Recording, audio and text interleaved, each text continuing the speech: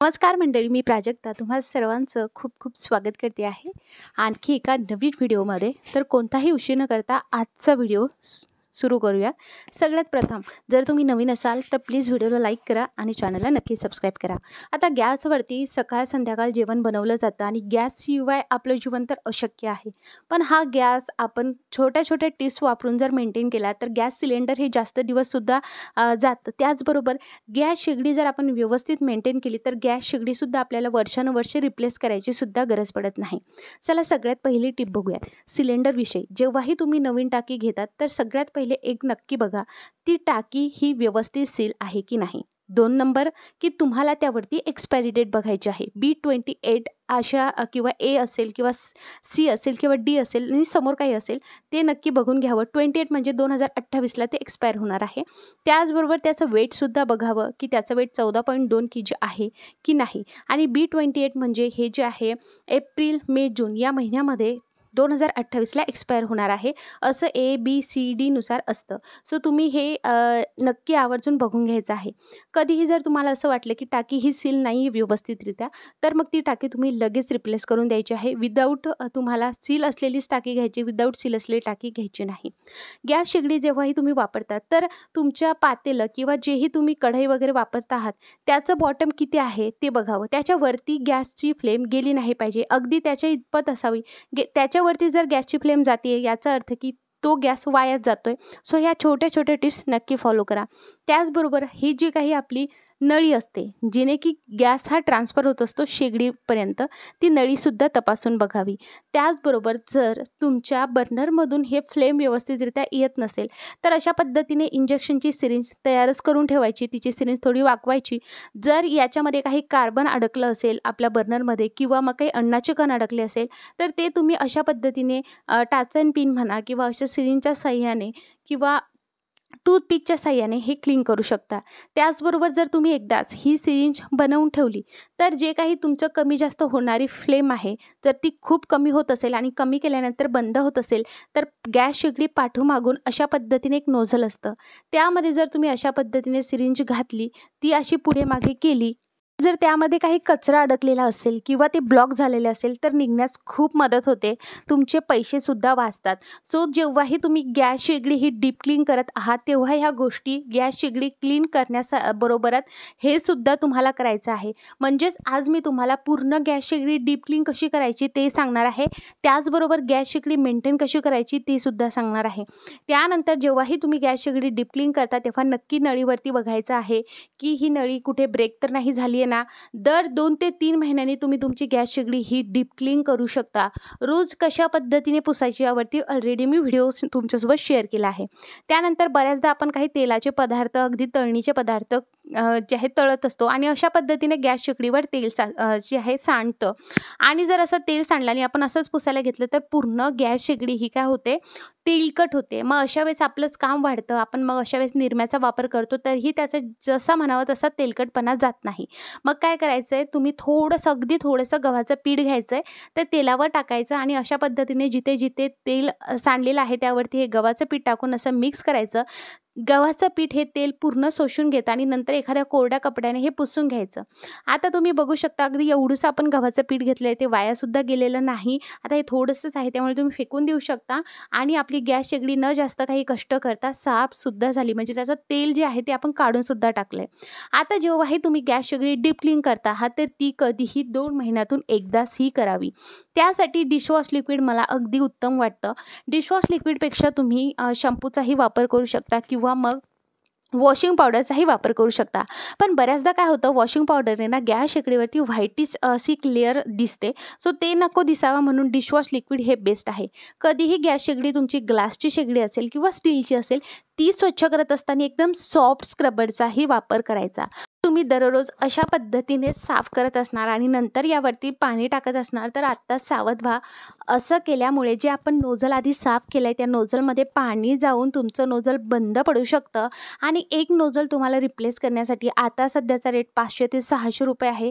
आता आपापल्या भागानुसार कमी जास्त होऊ शकतं। सो कधीही डीप क्लीन करत असताना तुम्हाला या पद्धतीने डीप क्लीन करायचे आणि रोज पुसत असताना एकदम सॉफ्ट सॉफ्ट तुम्हाला एखादा कपडा ठेवायचा आहे आणि त्याने पुसायचं आहे. जर रोजही तुम्ही अशाच पद्धतीने करत असाल तर यावरती पाणी टाकू नका. ओलसर कपडा घ्या आणि ओलसर कपड्याने हे पुसून घ्या. म्हणजे काय, तुमची गॅस शेगडी म्हणावी तुम्हाला तशी साफसुद्धा होईल.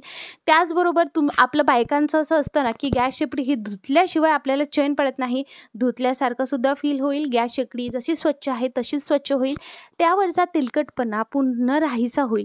जेव्हाही तुम्ही गॅस शेगडी डीप क्लीन करता तेव्हा गॅस शेगडीचे जे काही बर्नर्स आहेत ते सुद्धा आपल्याला साफ करायचे, तेही मी समोर सांगणार आहे. आणि त्याचे जे काही बटन आहे ते सुद्धा साफ करावे. आता आपण यावरती पाणी टाकणार आहोत, त्यामुळे प्रत्येक बर्नरवरती एक एक वाटी त्या मापानुसार ठेवायची आहे, जेणेकरून आपल्या बर्नरमध्ये बिलकुल पाणी जाणार नाही आणि अशा पद्धतीने पाणी ओतायचं आहे.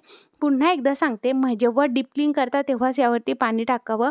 नाहीतर तुम्ही डीप क्लीन करत असताना सुद्धा एकदम गरम पाणी घेऊन कपडा त्यावरती ओला करून त्या पद्धतीने सुद्धा पुसू शकता. पण दररोज आपल्याला अशा पद्धतीने त्यावरती पाणी टाकायचं नाही.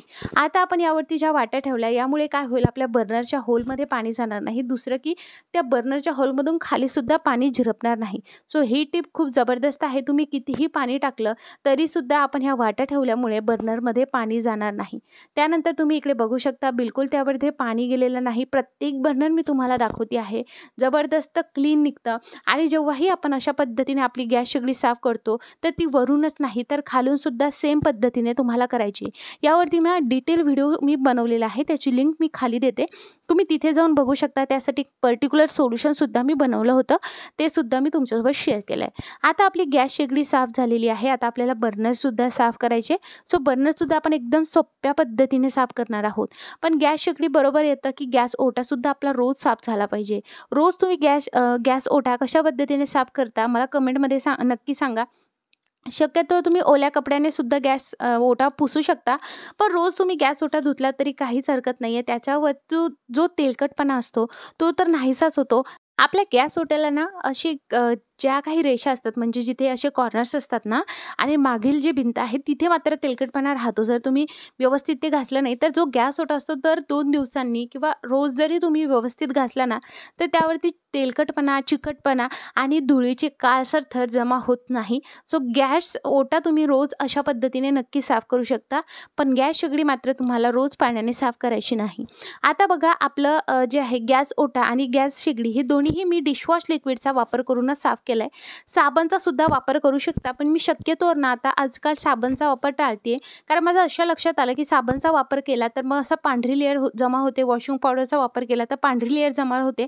आपल्याला ते नको आहे. त्यामुळे बर्नर त्याचबरोबर जे काही आपले स्टँड आहेत ना ते सुद्धा मी साफ करण्यासाठी डिशवॉश लिक्विडचाच वापर करते आहे.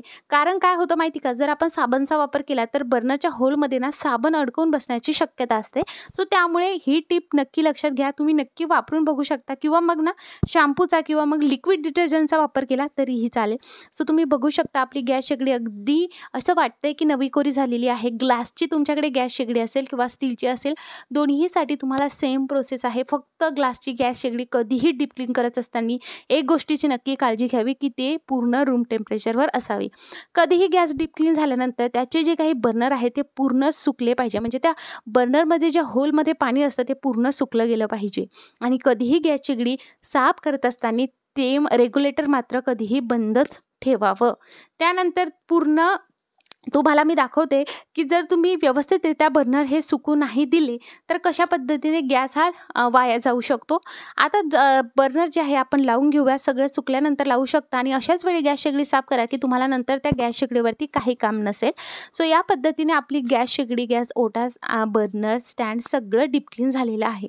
आता मी तुम्हाला इकडे एक दाखवते आहे. जेव्हा आपण कधीही गॅस शेगडीसाठी लायटर वापरतो तर त्यासाठी लायटरचाच वापर करावा. बरेच जण हे माचिसचा वापर करतात. तो जो आहे आपला धोका होऊ शकतो, म्हणजे कधी ॲक्सिडेंटसुद्धा होऊ शकतो. आणि जर तुम्ही माचिसची काडी वापरतच असाल तर आधी माचिसची काडी पेटवा आणि नंतर गॅस ऑन करा आणि शक्यतोवर लायटरचाच वापर करा. आता बघा, आपण जेव्हा हे यावरती ठेवलं आहे तर याचे जे काही होल आहेत ना ते पूर्णपणे जे आहे ओपन होत नाही. आता जर तुम्ही पूर्ण सुकू दिले तर अशा पद्धतीने होल पूर्ण ओपन होतात.